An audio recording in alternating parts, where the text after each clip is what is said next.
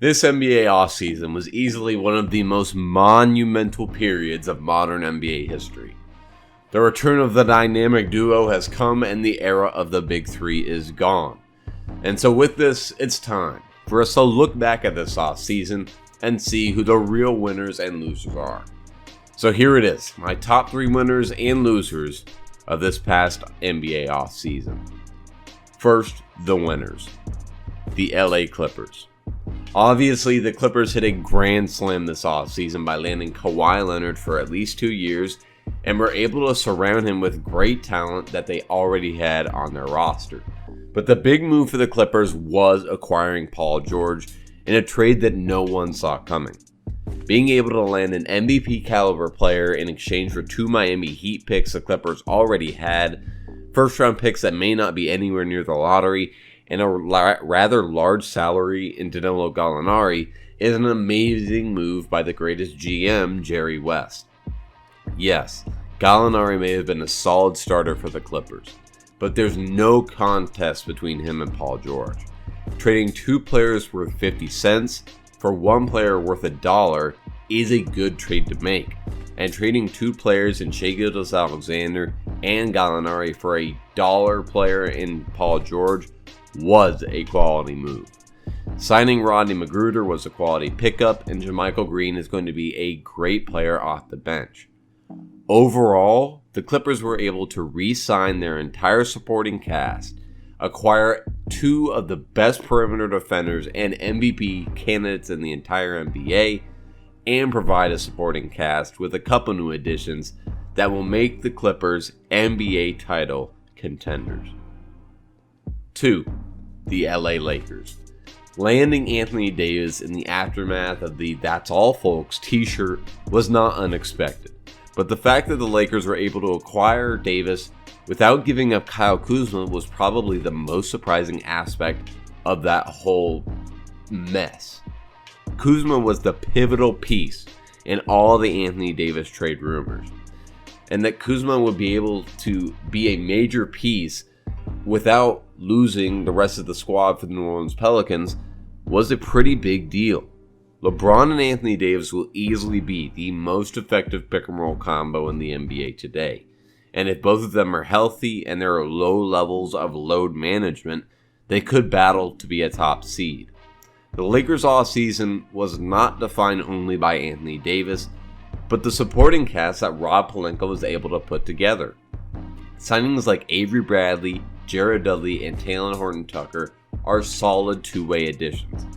They are also able to sign a quality guard in Quinn Cook, who could be a fantastic 6th man, and Danny Green, who brings a veteran-level mindset to the Lakers, but also provides fantastic shooting and defense on both ends.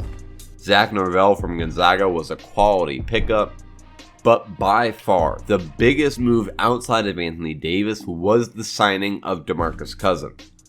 The risk-reward on this move was such a genius idea on the part of Rob Pelinka. Able to get Boogie for 1 year and $3.5 million. If Boogie's still recovering from injury, it's $3.5 million. He still showed the ability to be a quality big man off the bench that can shoot, pass, and play a little defense when he needs to. But if he's able to make it back to close to what he was before his injuries, he can be a 20-point per game scorer, no questions asked. Every player that LA signed fits around LeBron and Anthony Davis. They have defense and shooting everywhere, have playmakers all around, and the Lakers, at the end of the day, may have put together a better supporting cast than the Clippers. 3. The Utah Jazz. The Mike Conley trade was an absolute steal, but still worked for the Grizzlies. The Utah Jazz may have found the perfect point guard to pair with Donovan Mitchell. Conley provides perimeter shooting that was desperately needed when Ricky Rubio could not provide, and will also provide a veteran presence in the locker room and still be able to average 18 points, 6 assists, and a couple steals per game. Conley and Donovan Mitchell would form a threatening 1-2 combo for the Jazz as 2 guards that can play make, shoot, and defend on both ends of the floor.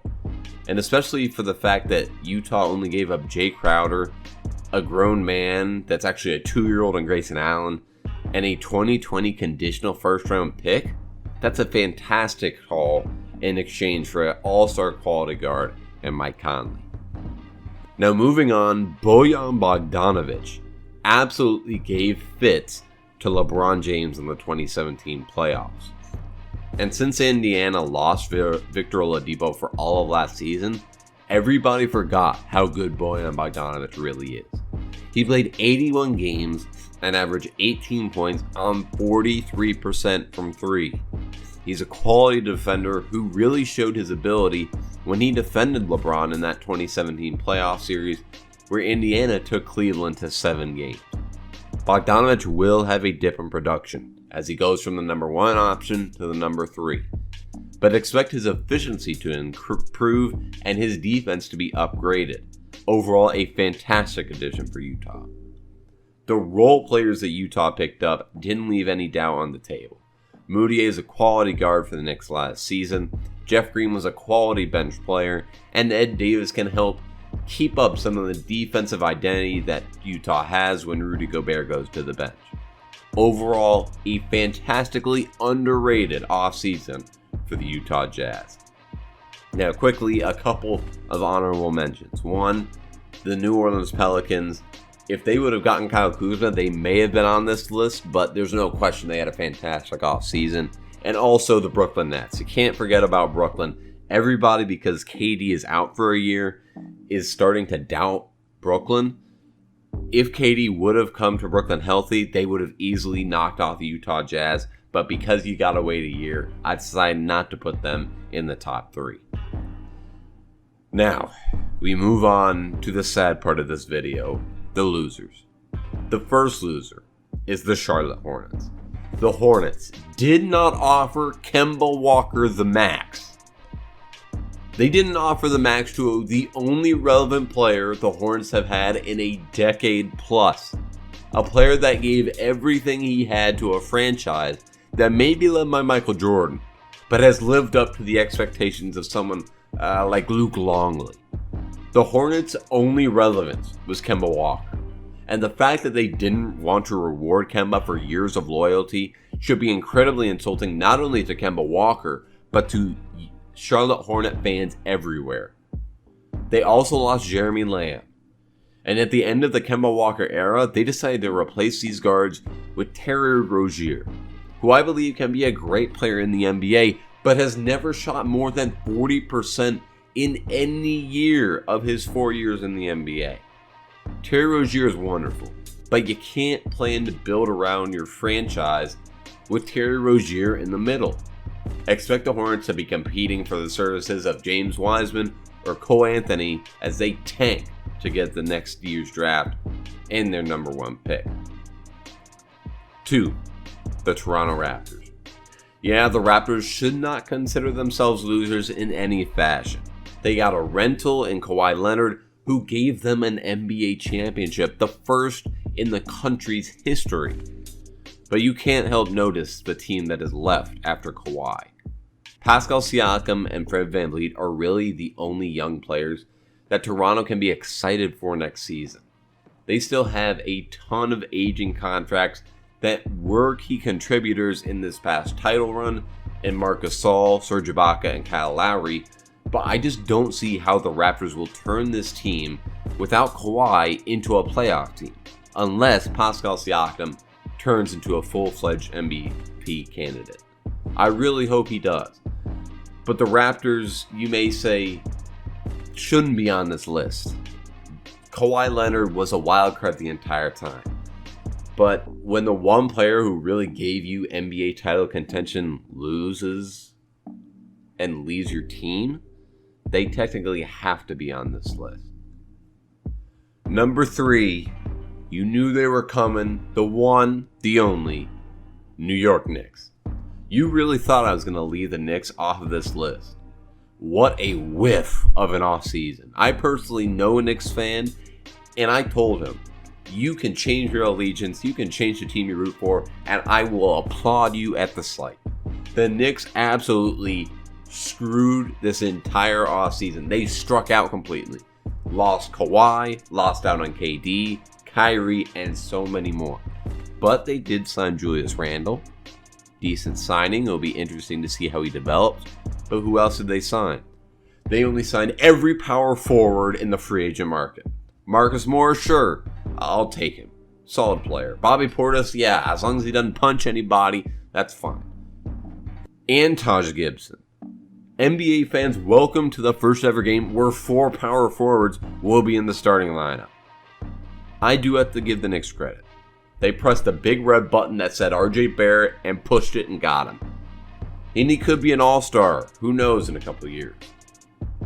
Am I kidding? Who am I kidding? The Knicks again are once again the laughingstock of the NBA. Oh, and a little nugget for you. This year, they're going to owe Joakim Noah $6.5 million. Honorable mentions for this category include the OKC Thunder, the Warriors for losing Kevin Durant, and the Rockets owner Tillman Fertitta and his wallet.